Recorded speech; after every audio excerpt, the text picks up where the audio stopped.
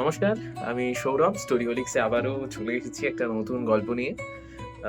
হ্যাঁ, আমরা কথা দিয়েছিলাম একটু তাড়াতাড়ি একটু নতুন কিছু গল্প নিয়ে আসবো। আমাদের নতুন সিজনটা শুরু করতে অনেকটা লেট হয়ে গেল। আ আম আমি তার জন্য প্রচন্ড সরি। ওকে? তো আজ আমরা শুরু করি আমাদের আজকের গল্প। আ তোমরা ইতিমধ্যে জানো যে এখন কি গল্প আসতে চলেছে।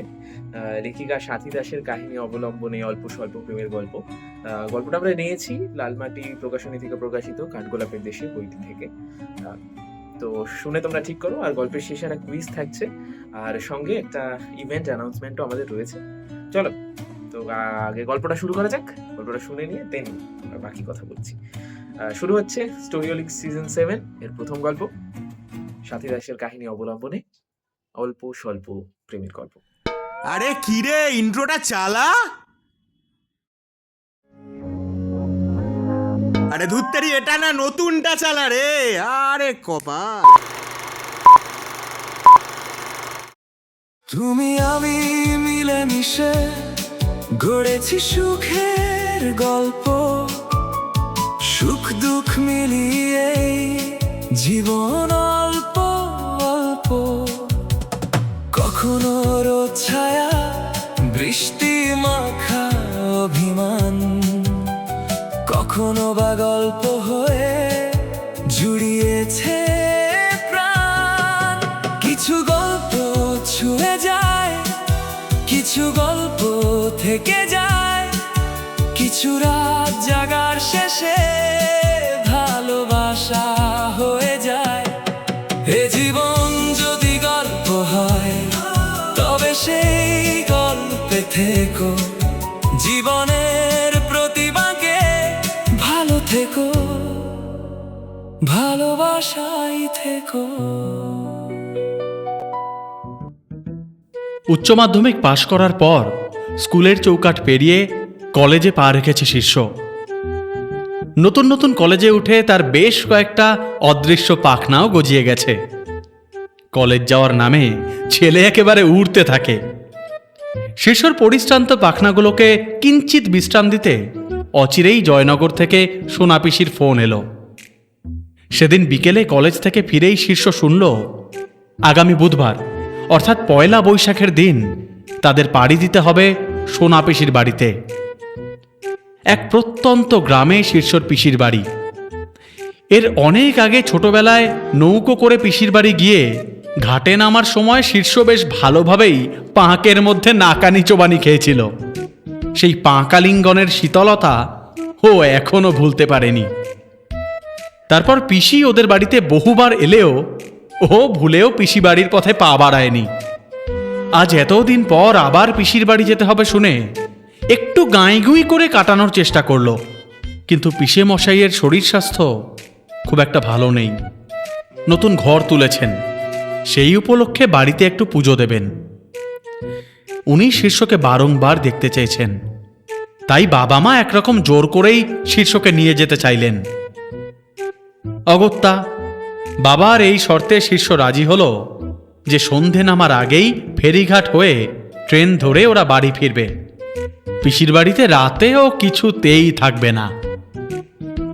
হাতে গোনা দুটো জামা প্যান্ট পিঠের ব্যাগটায় ভরে রাখল শীর্ষ।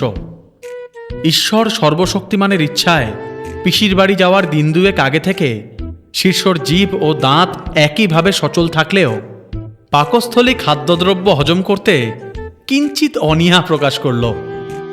কলেজে না গিয়ে একমাত্র পুত্র উদাস নয়নে জানালার বাইরের দিকে চেয়ে রয়েছে দেখে শীর্ষর বাবা বললেন, কে চিঙ্কু? উফ বাবা, তোমাকে না কতদিন আমি বলেছি আমাকে ওই নামে একদম ডাকবে না। সেদিন বন্ধুদের সামনেও তুমি আমাকে আবার ওই নামে ডাকলে। কেন রে? আচ্ছা আচ্ছা, এই আদরের নামটায় তোর এত সমস্যা কিসের বলতো? হ্যাঁ, বুঝলি, তোর তোর মাকে যখন ডাক্তার জিজ্ঞাসা করলো, বলুন দেখি আপনার কি হয়েছে, ছেলে না মেয়ে, তখন তোর মা তো তোর ওই নামেই। উফ বাবা, তখন আমি ছোট ছিলাম, এখন আমি বড় হয়ে গেছি। আর আমাকে দেখলে বোঝাই যায় আমি আস্ত একটা জলজান্ত ছেলে। তোমাকে সব জায়গায় আমাকে ওই নামে ডাকতেই হবে না? উফ, শুধু চিঙ্কু চিঙ্কু আর চিঙ্কু। সেদিন জন্মদিনে এসে বন্ধুরা আমার ছোটবেলায় ছবি টবি দেখতে চাইলো, তাও দেখাতে পারলাম না। লোকের সামনে অ্যালবাম বের করলেই লজ্জায় একেবারে মাথা কাটা যায় আমার। একটা ছবিতেও সভ্যভব্যভাবে নেই আমি। সব জায়গায় আমার মুখের আগে শো অফ করছে ওই ওই অসহ্য। কে যে এভাবে ছবি তোলে। আচ্ছা বাবা, মানে ছেলে তোমরা চেয়েছিলে, ছেলে হয়েছে, খুব ভালো কথা। তাহলে একেবারে প্রত্যেকটা ছবিতে তার প্রমাণ রাখতে হবে না? হ্যাঁ, প্রত্যেকটা ছবিতে। আচ্ছা আচ্ছা আচ্ছা, চড়ছিস কেন? বাবা, তোমার অফিস নেই? হ্যাঁ, এই যাবো তো। আমার চিঙ্কুটার একটু খবর নিতে এলাম।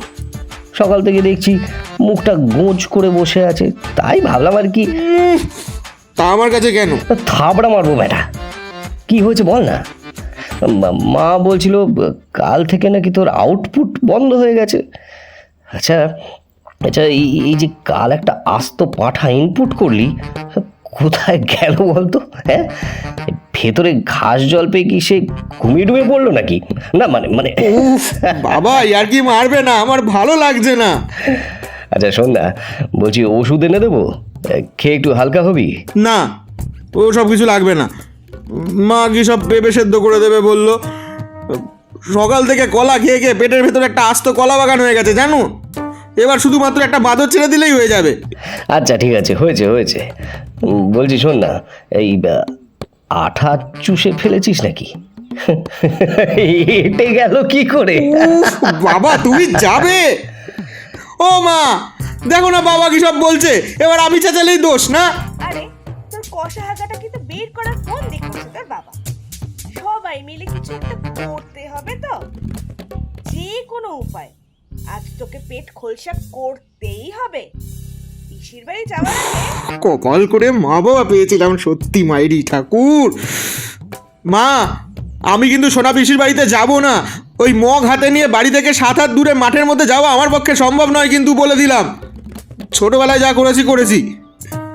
এমনিতে ওই শরীরটা ভালো লাগছে না, তার ওপর। আরে বাবা, তোর পিসির বাড়ি কি আর আগের মতো আছে নাকি রে বেটা? এখন পিসি তো নতুন বাড়ি করেছে, ঘরের মধ্যেই তো সব। দূর, আমি তবু যাব না। চিঙ্কু, কথার অবাধ্যতা করবে না, বুঝলে? তুমি যাবে, দরকার হলে আমি অফিস থেকে ফিরে ভ্যাকিউম দিয়ে টেনে আমি তোমার পেট ক্লিয়ার করব, তবুও তুমি যাবে, বুঝলে? এই যে শোনো, দেরি হয়ে যাচ্ছে অফিসে। বাই চিঙ্কু। বাবার কথায় দমে গেল শীর্ষ। 2 গ্লাস জল গলায় ঢেলে আবার উদাস হয়ে জানালার দিকে চেয়ে রইল শীর্ষ। পেটের মধ্যে জল একেবারে টলটল করছে। দম আটকে মরে যাওয়ার উপক্রম হলো। কিন্তু নালার মুখ কি সত্যিই বন্ধ হয়ে গেল নাকি? সামনের দরজা দিয়ে তো ও খেয়েই যাচ্ছে, কিন্তু পেছনের দরজায় চাপ দেয় না কেন? এত খাবার দাবার সব যাচ্ছে কোথায়? ভাবতে ভাবতে সেদিন ঘুমিয়েই পড়ল শীর্ষ। অবশেষে পিসির বাড়ি যাওয়ার শুভক্ষণ ঘনিয়ে এলো। শীর্ষর গত 2 দিনের প্রভাত শুভ হয়নি। বিগত 2 দিন ধরে প্রাতঃকালীন মন্দিরের সঙ্গে ওর কোনো সম্পর্ক নেই। বাড়ি থেকে বেরোনোর সময় মনে মনে ওই মন্দিরের দরজায় মাথা ঠেকিয়ে গড় করে নিয়েছে শীর্ষ। আকুল হয়ে প্রার্থনা করেছে, এতদিন যেমন পশ্চাৎ দেশের দরজা বন্ধ হয়ে রয়েছে, আজকের সারাটা দিন যেন তেমনটাই থাকে। রাতে কোনো মতে বাড়ি ফিরতে পারলেই হয়। ইষ্টনাম জপ করে আর আত্মীয় স্বজনের সামনে ওই নামে না ডাকার জন্য বাবাকে শাসন করতে করতে শীর্ষ সোনা পিসির বাড়ির দিকে এগোলো।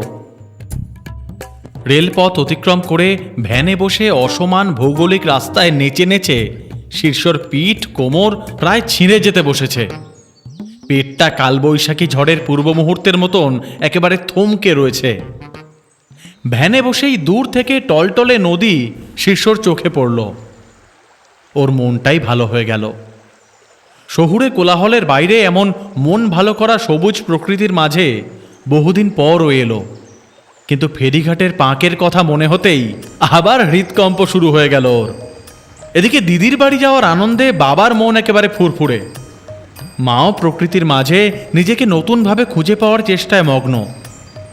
এদিকে শীর্ষ আকুল হয়ে ভগবানকে ডাকছে।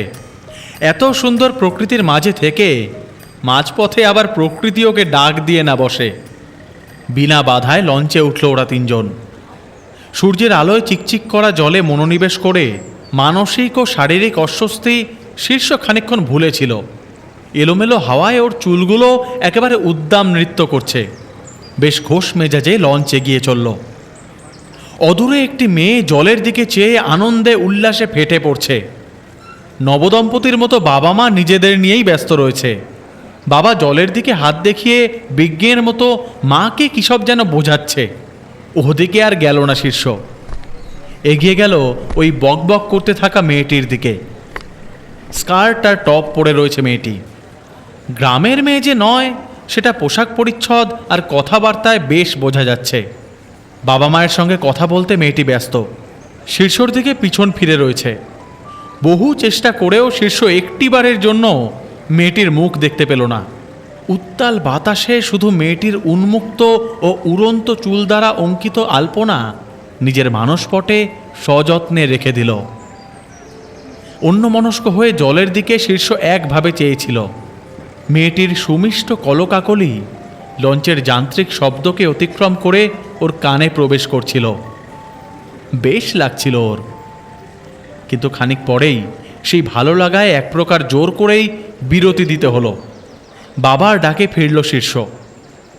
লঞ্চ থেকে ছোট নৌকো করে ওরা পৌঁছলো নির্দিষ্ট গন্তব্যে। অনভিজ্ঞ শীর্ষর হাত পা একেবারে ভয় পেটের মধ্যে ঢুকে গেল। মনে পড়ে গেল পাঁকের মধ্যে হাবুডুবু খাওয়ার সেই পূর্ব অভিজ্ঞতা। বাবা মা অনেকটা সাহসের যোগান দিয়ে পৌঁছে গেছে ডাঙায়। শীর্ষ পিঠে ব্যাগটা বাগিয়ে নিয়ে কাঠের সরু পাটাতন বেয়ে বাঁশ ধরে ধরে ডাঙার দিকে একটু একটু করে এগোতে থাকে। খুব বেশি জন নামবে না এখানে, তাই সরু পাটাতন ফেলা হয়েছে। ওই ভাসমান কাঠের ওপর পা দিতেই শীর্ষর বুকটা একেবারে ধরাস করে উঠল। মনে হলো পাটাতন যেন দুলছে, এক্ষুনি ও আবার পাঁকের ভিতর পড়ে যাবে। তবুও মনে সাহস নিয়ে বেশ এগোতে শুরু করেছিল। কিন্তু মাঝপথে পৌঁছানোর আগেই পিছন থেকে ভেসে এলো সেই সুমধুর কলকাকলি। মেয়েটি তার বাবাকে কি যেন একটা বলতে বলতে ওর পিছনেই এসে দাঁড়িয়েছে। এবার মেয়েটিকে একটিবার সামনে থেকে দেখার লোভ শীর্ষ আর সংবরণ করতে পারল না। বাঁশের ওপর হাত রেখেই ঘুরে দেখতে গেল। আর তারপর অসাবধানবশত শীর্ষর একটি পা পাটাতন থেকে পিছলে পাঁকের মধ্যে প্রায় নেমে গেল। এই দেখে চলো, এক্ষুনি পড়ে যাচ্ছিলে তো। না, ওঠো ওঠো ওঠো। শীর্ষ অবাক হয়ে দেখল হাত কাটা টপের ওপর একটা সবুজ রঙের ছোট স্কার্ফ মেয়েটির গলায় পেঁচানো রয়েছে। লম্বা স্কার্ট মেয়েটি বেশ অনেকটা উঠিয়ে নিয়েছে এইটুকু রাস্তা অতিক্রম করার জন্য। সঙ্গে সঙ্গে শীর্ষর পেটটা একেবারে কামড়ে মোচড় দিয়ে উঠল। সুন্দর মেয়ে দেখলে মন ভালো হয়, বুক ধরফর করে। এই অভিজ্ঞতা শীর্ষর এর আগে একাধিকবার হয়েছে, কিন্তু আজ পর্যন্ত কোনো মেয়েকে প্রথমবার দেখে পেট মোচড় দিয়ে গুড়গুড় করে ওঠেনি। তবে তো বড়ই বিশেষ এই মেয়েটি। বাবা মায়ের ওইদিকে রে রে করে ওঠার আগেই মেয়েটি এসে খপাত করে শীর্ষর ব্যাগটা আর শার্টটা টেনে ধরে ওকে অনিবার্য পঙ্কিল আলিঙ্গন হতে উদ্ধার করে। তারপরই চিৎকার করে ওঠে মেয়েটি, বাবা দেখো না, তো টেনে তোলো ওকে। বাবা মেয়ে দুজনের সাহায্যে সে যাত্রায় ডাঙায় এসে সশরীরে পৌঁছয় শীর্ষ। ওর নিজের বাবা আর মেয়েটির বাবা মুখোমুখি হতেই কুম্ভমেলায় হারিয়ে যাওয়া দুই ভাইয়ের মতন একেবারে আনন্দে আত্মহারা হয়ে পড়ে। সামান্য বাক্যালাপের মাধ্যমে শীর্ষ জানতে পারে এই মেয়েটি পিসেমশাইয়ের এক দূর সম্পর্কের আত্মীয়ের মেয়ে, অর্থাৎ তাদের গন্তব্যস্থল একই। মেয়েটির দিকে একটু হেসে দৃষ্টি বিনিময়ের মাধ্যমে শীর্ষ ধন্যবাদ জানানোর চেষ্টা করে। সেই সময় ভেসে আসে তার বাবার সদাহাস্য কণ্ঠস্বর, আরে এটাই তো আমার ছেলে চিঙ্কু রে। তুই যখন চিঙ্কুকে দেখেছিস তখন তো চিঙ্কু অনেকটা ছোট ছিল, এখন চিঙ্কু কত বড় হয়ে গেছে দেখছিস। কলেজে পড়ে তো আমার ছেলে। তোর মেয়ে? শীর্ষ একটিবার মাথা তুলে দেখল মেয়েটি নিজের মুখ চেপে ধরে অতি কষ্টে হাসি চাপার চেষ্টা করে চলেছে। তবে তার দৃষ্টি শীর্ষর দিকেই। মেয়েটির বাবা শীর্ষর বাবাকে বলছে, আরে আমার মেয়েও তো এবার উচ্চ মাধ্যমিক দেবে, তারপর আমার মেয়েও কলেজ। ফেরিঘাটের কাছেই সারি সারি ভ্যান দাঁড়িয়ে রয়েছে। ওই ভ্যানে চেপে মিনিট 10 মধ্যেই পৌঁছে যাওয়া যাবে পিসির বাড়ি। একটা ভ্যানে শীর্ষর বাবা মা সামনে বসলেন, মাঝে জড়সড় হয়ে মেয়েটির বাবা ও মা।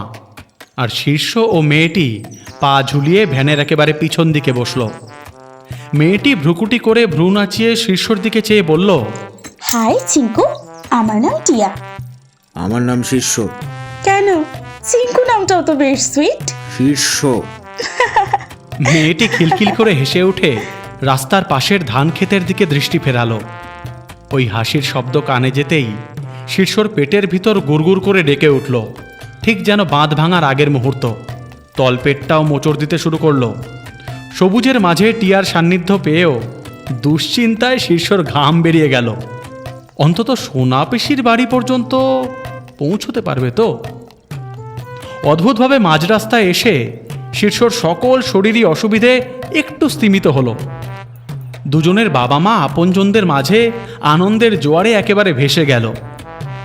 পুজোর যজ্ঞ শুরু হওয়ার আগে টিয়া সুন্দর একটা শাড়ি পরল। কথাবার্তার ফাঁকে ফাঁকে বড়দের প্রণাম করে টিয়া এসে বাইরে দাঁড়ালো। শরীরটা সামান্য ঠিক হওয়াতে পিসির বাড়ি পৌঁছে বাথরুম খোঁজার কথা শীর্ষ বেমালুম ভুলে গেছে। টিয়া বাইরে আসতেই ওর দিকে মুগ্ধ দৃষ্টিতে চেয়ে রইল শীর্ষ। তারপর টিয়ার সঙ্গে খাবারের জায়গায় যখনও পৌঁছলো তখন প্রায় দুপুর হয়ে গেছে। এই, তুমি খিচুড়ি খাবে না ফ্রাইড রাইস? দেখি তো কাকু, একটা বেগুনি দিন।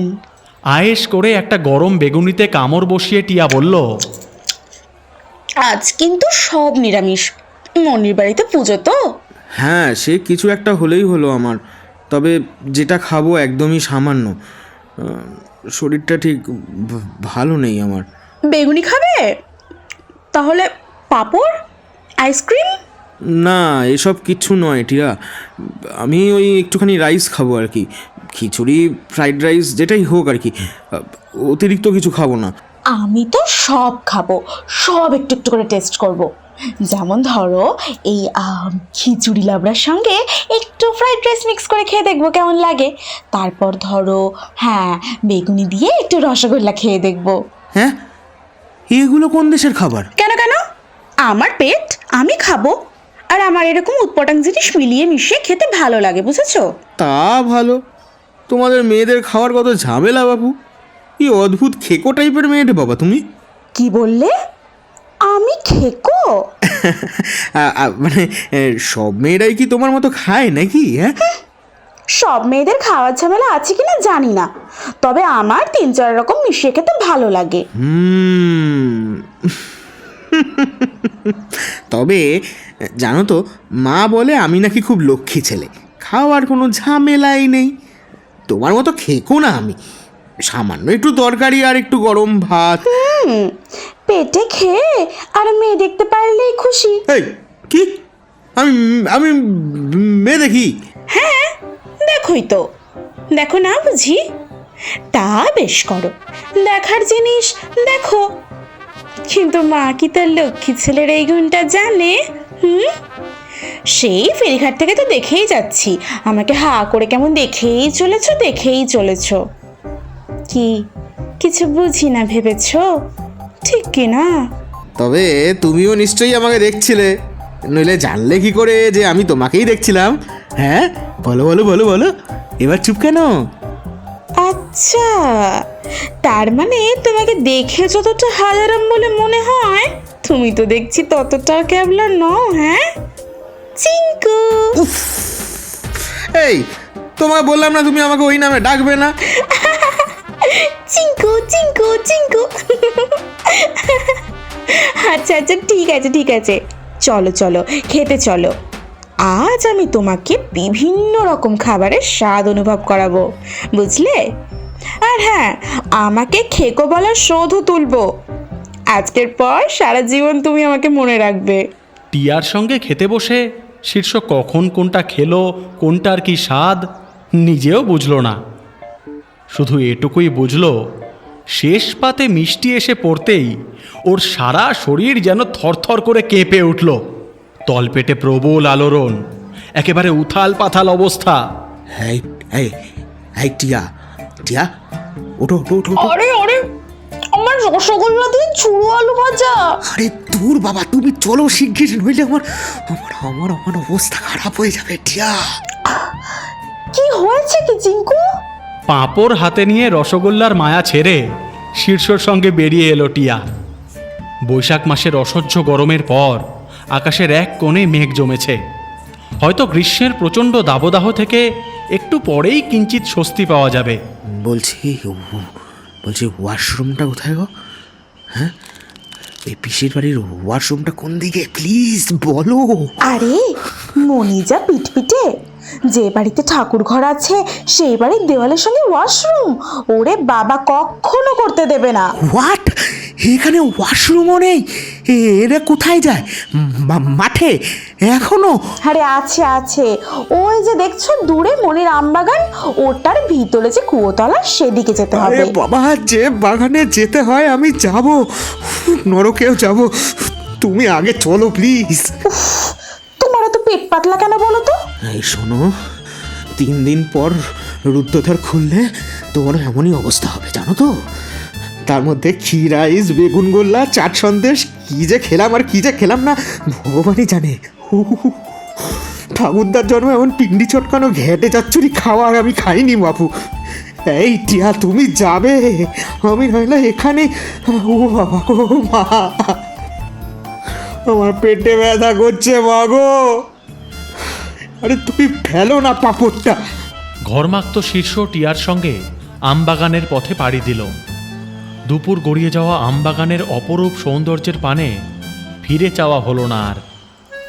আকাশের এক কোণে ভারী মেঘের আনাগোনা। শীর্ষ নির্দিষ্ট জায়গায় পৌঁছে দেখল ওয়াশরুমের নামে একটা ছাদ খোলা 3 দিকে দেওয়াল তোলা ঘর রয়েছে মাত্র। নিচে বসে মানুষ হালকা হবে, আর ওপর দিয়ে মানুষের মাথার ওপর উড়ন্ত পাখি হালকা হবে। চমৎকার ব্যবস্থা। শীর্ষ তার চেয়েও বেশি অবাক হলো যখন দেখল দরজার জায়গায় আলগা করে একটা সিমেন্টের বস্তা ঝুলছে। হ্যাঁ টিয়া, কি? এই দরজা কই?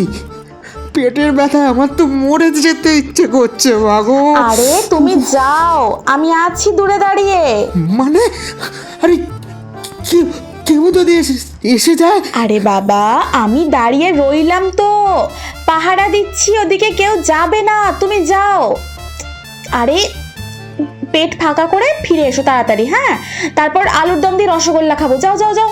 নিজেকে গুচ্ছের গালাগালি দিয়ে বাথরুমে গিয়ে ঢুকলো শীর্ষ। কেন যে মরতে আজ বাবার সঙ্গে এলো। খিচুড়ি পেটে পড়তে না পড়তেই বাঁধ ভেঙে পড়ার মতো অবস্থা। আর কয়েক ঘন্টা পর হলে যে কি হতো, যাকগে বাড়িতে পৌঁছে গেলেই হতো। বাবা মায়ের ওপর প্রচণ্ড রাগ হচ্ছিল শীর্ষর। বকবক করতে করতে প্যান্টটা টেনে নামালো। ইন্ডিয়ান প্যান্ট, বালতিতেও জল নেই, মগে একটা আরশোলা মোড়ে রয়েছে। জীবনেও কেউ মনে হয় এই বাথরুম ব্যবহার করে না। কতগুলো শুকনো পাতা চারিদিকে পড়ে আছে, নাকে মুখে মাকড়সার জাল, একেবারে অদ্ভুতুরে পরিবেশ। হরহর করে হালকা হয়ে স্বস্তির নিঃশ্বাস ফেলল শীর্ষ। হঠাৎ করেই মাথার ওপর 2-1টা শুকনো পাতা পড়ল। ওগুলো মাথা থেকে নামিয়ে ওপর দিকে চেয়েই শীর্ষ চমকে উঠল। ঘন কালো মেঘে গোটা আকাশ ঢাকা, ঝোড়ো হাওয়া দিচ্ছে। বুকের মধ্যে ধরফর করে উঠল শীর্ষর। মান সম্মান বাঁচানোর জন্য কোনো ক্রমে ওই পাতলা উড়ন্ত সিমেন্টের বস্তাটাকে একেবারে টেনে ধরতে গেল, কিন্তু তার আগেই কালবৈশাখীর ঝোড়ো বাতাসে পাল তুলে একেবারে শীর্ষর নাগালের বাইরে চলে গেছে সেই বস্তা। উড়ে যে কোথায় গিয়ে পড়ল কে জানে। এদিকে সামনের দিকে চোখ পড়তেই শীর্ষ দেখল সোজাসুজি টিয়া একেবারে হতভম্ব হয়ে দাঁড়িয়ে রয়েছে। দুটো চোখের জায়গায় দুটো রসগোল্লা। ঘটনার আকস্মিকতা কাটতেই টিয়া একেবারে চিৎকার করে বলে উঠল।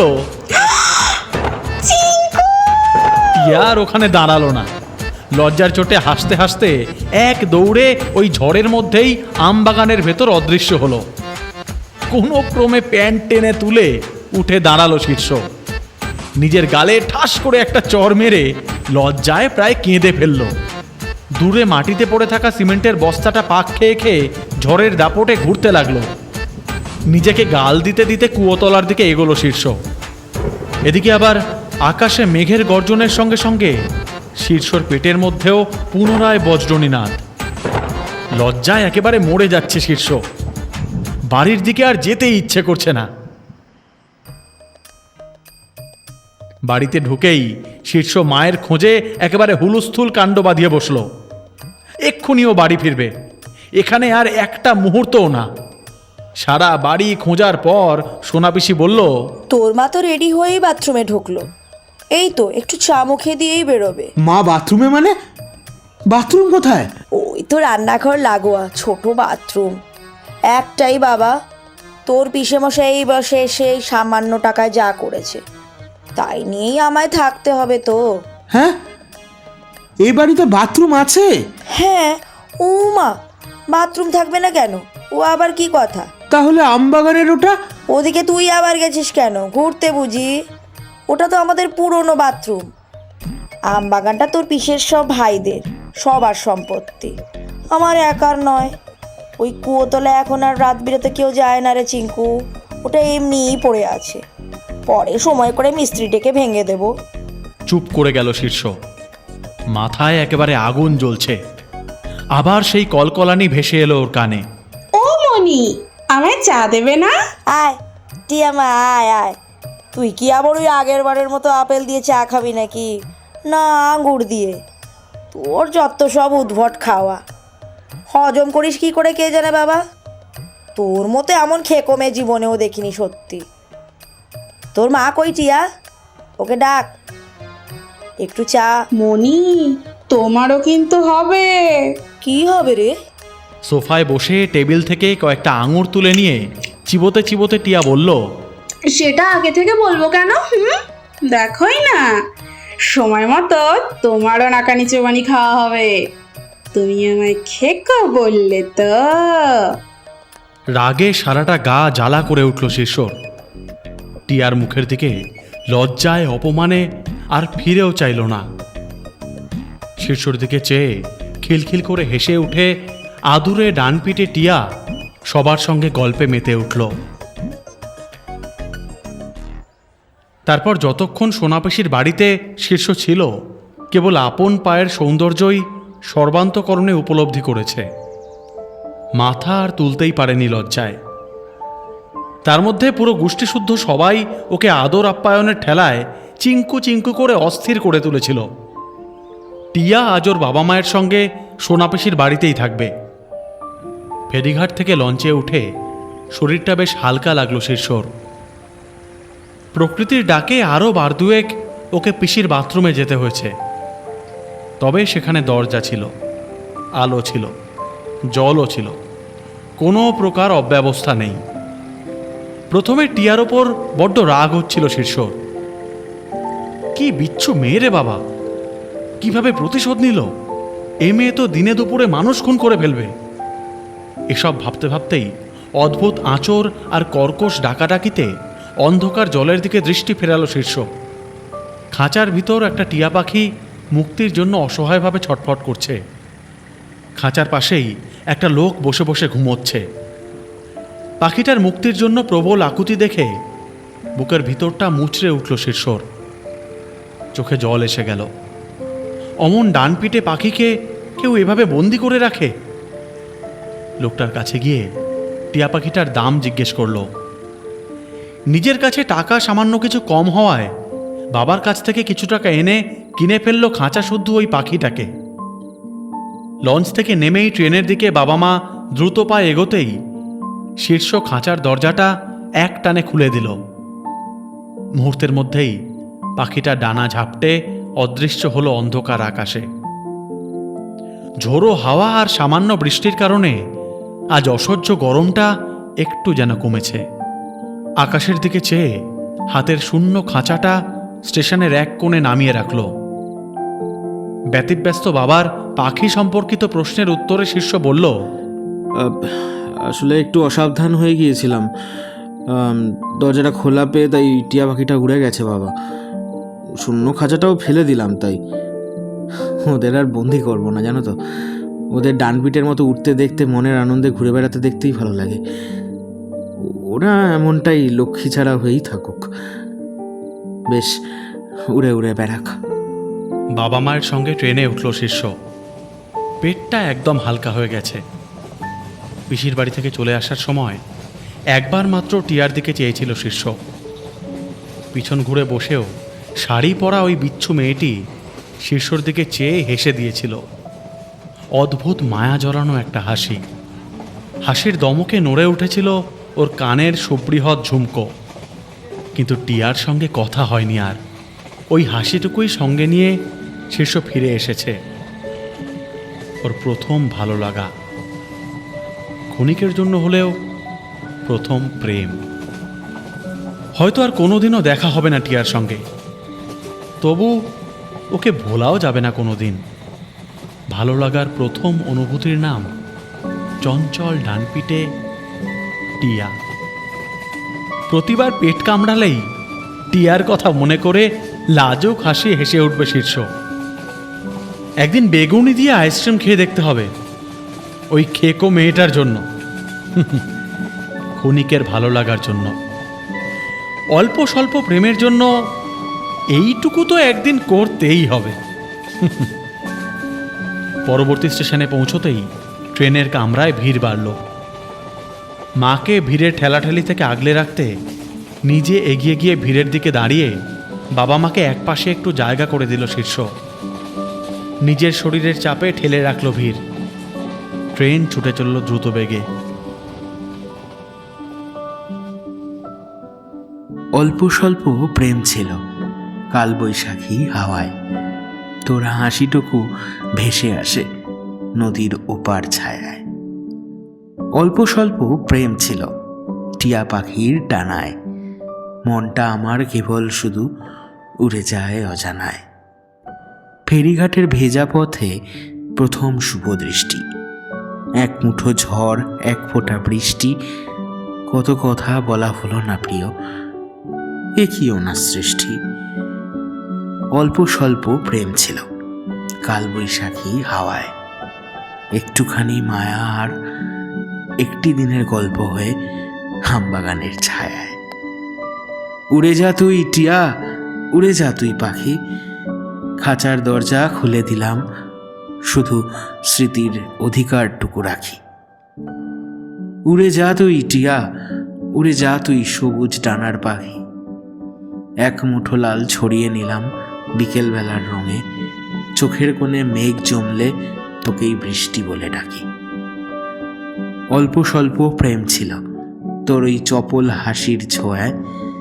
একটুখানি মায়া রেখে হারিয়ে গেলি হাওয়ায়।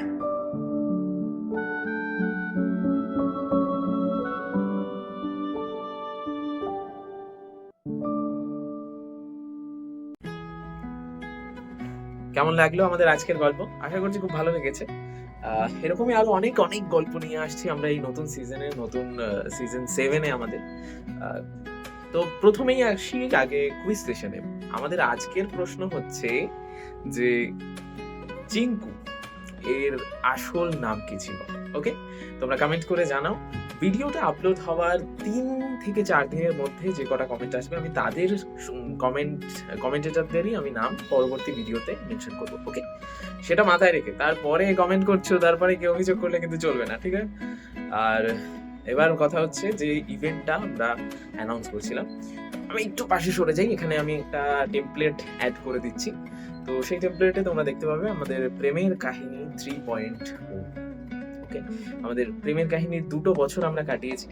এবার হচ্ছে আমাদের 3য় বর্ষ, যেখানে ভ্যালেন্টাইন্স উইক 2027-এর ভ্যালেন্টাইন্স উইকের 7টা দিনে, rose day to kiss day, আমরা 7টা ছোট ছোট গল্প শোনাই প্রেমের, বিভিন্ন রকমের প্রেমের গল্প, যেগুলো তোমরাই আমাদেরকে লিখে পাঠাও। বিগত বছরগুলোতে পাঠিয়েছো আমাদেরকে, এবছরও আমরা নেওয়া শুরু করছি। গল্পটা তোমরা পাঠাতে পারবে ঠিক 30শে নভেম্বর অবধি, 2026-এর 30শে নভেম্বর অবধি আমাদেরকে গল্প তোমরা পাঠাতে পারবে।